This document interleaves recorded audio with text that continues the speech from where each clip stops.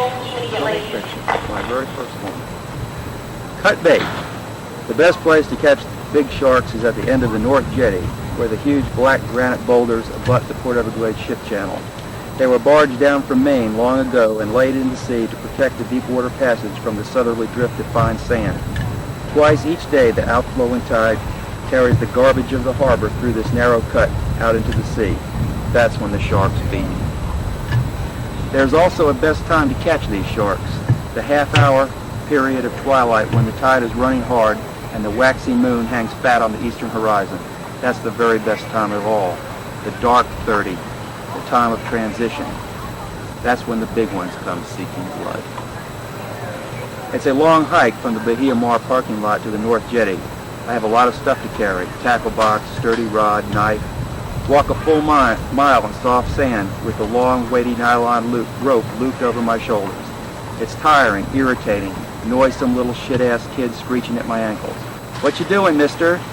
Sniggering near-naked beach sluts in bikinis, making with their eyes. Fuck 'em. What would they know about feeding the sharks? Down by the jetty, it's all wonderful and perfect. The charter boats are coming in, an entire armada of million-dollar sailboats and yachts festooned with young flesh, the pretty sailorettes waving from the sun decks, hair tousled and flying in the warm, salty breeze. I wave. Smile. Fucking rich bitch whores. I wend my way out toward the end of the jetty, carefully picking my way over the wet rocks.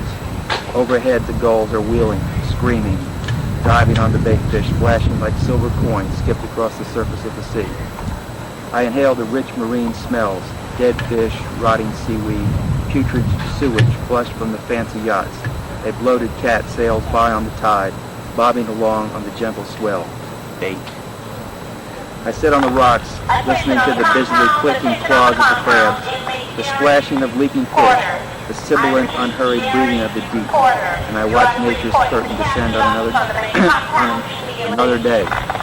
So peaceful. The voices are young, full of laughter. They grate like a rasp against the pleasant hiss and suck of the waters playing over the rocks at my feet.